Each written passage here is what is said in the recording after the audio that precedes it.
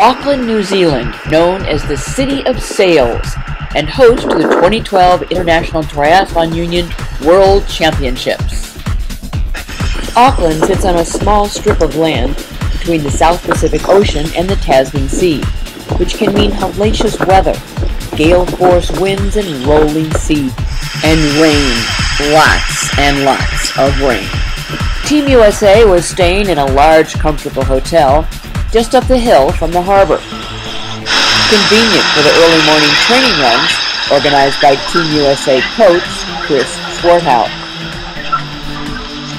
Christy Klein was excited about her first World Championships. Team USA is just a wonderful experience, and I was saying to a friend of mine last night, I can see why people want to do Team USA year after year, because it's just the camaraderie and all that stuff is wonderful. For most athletes, the weather made the bike course the biggest concern. What about the course, Graciela? No, the course is impossible. On swim practice day, even the native New Zealanders were worried about the chilly 58-degree water. It's winter and we haven't been into the water yet. We haven't been in since March. We haven't been in since March. It's somewhere between Cancun and Vancouver. So I think it's not going to be like, but it's going to be like that. But it wasn't just the cold water that I was worried about. On the day before I left for Auckland, I went on my last bike ride. I decided to go in the rain because I knew there was a good chance it would rain in Auckland, and I'm terrified of riding in the rain anyway. So I went out, and coming around the aquarium, I crashed. I landed on my left hand. I flopped over and landed on my left hand, and I broke the middle bone in my hand. Now the question is, I'm in Auckland, I decided to come, can I ride? I went to see Team USA Dr. Andy Gherkin to discuss my options. The biggest risk is going to be, safety on the bicycle, and that's going to, literally make or break your race. You're not going to be able to grip as strong as you would normally, and there are some pretty steep descents here, especially one that comes right into a over 180-degree turn, where there's going to be some pretty vigorous braking involved, and if you can't grip strong enough, that's going to be the biggest issue. Here, my true advice is going to be probably, to sit on the sidelines and watch and enjoy the rest of your trip. Like we talked about earlier, if this race was down the block from your house, you wouldn't even be considering it. So how do you factor in the fact that all triathletes are basically nuts? Exactly, and that's why I understand. I don't feel bad if you don't take my advice. I'm here to, obviously your safety is my one and only concern. But on the flip side, I'm an athlete myself, and if there's a way that I can help make it as safe as possible, that's really what I'm here for. My fellow competitors also had advice. You do the Olympic. Just line up, get the hand tape, just do it. How do you do things like shift and brake? Oh, well, you don't brake because it's a race. And shifting, this is your left hand. Shifting, you just go down. You just, do you pray? That's always a good thing, too. Besides, it's going to be so windy, you're going to be blown into the sea anyway, so it doesn't matter. I pondered the decision on whether or not to race as I joined Team USA for the Parade of Nations. The fierce dances of the native New Zealand Maori warriors highlighted the opening ceremonies.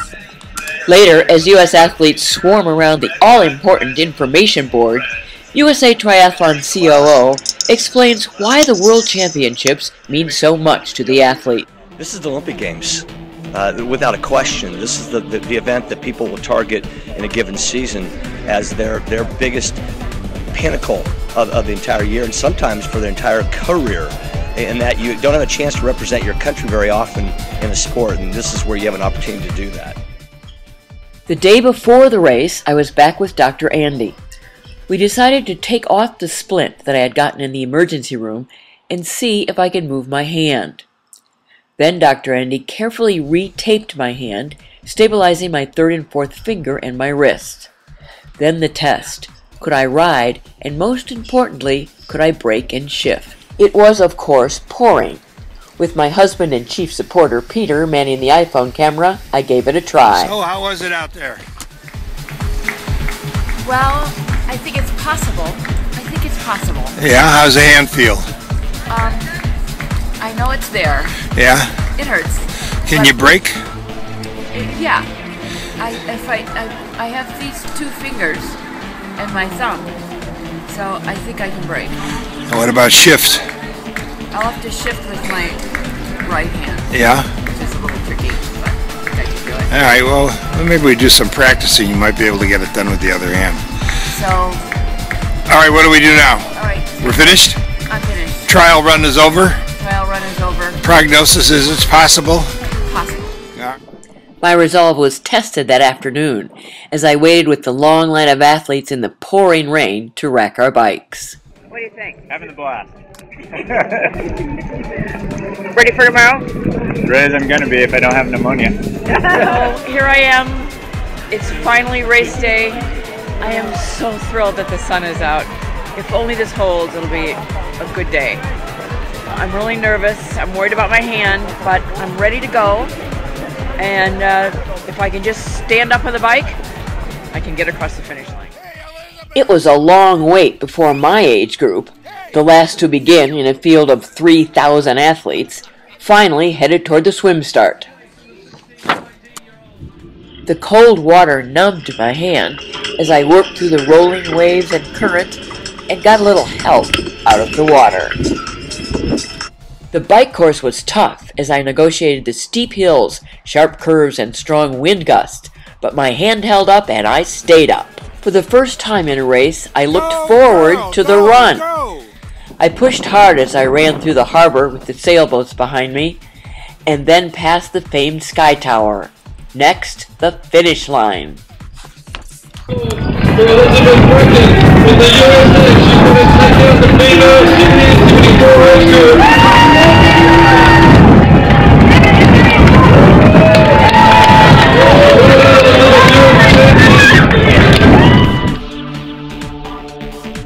The bronze medal representing the United States, Peggy McDowell-Kramer.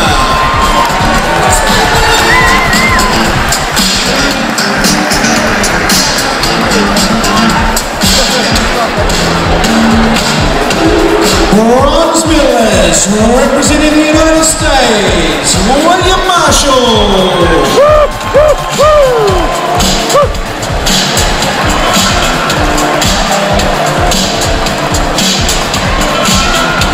Winner of the silver medal, also from the United States, Sybil Jacobson.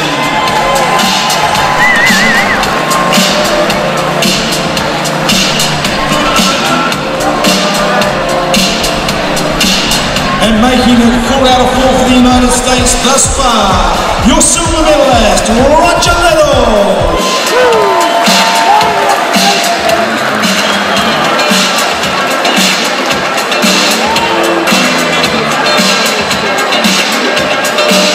And to prove that there is no health or obesity issues in the United States, the winner of the gold medal and new world champion, Elizabeth Brackett.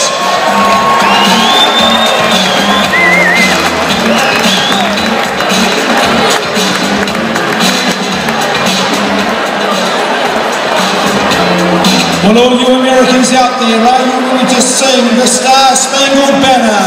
Because it has been a clean sweep. Your age group, world champion and gold medalist, David Robinette. All 6 from the United States.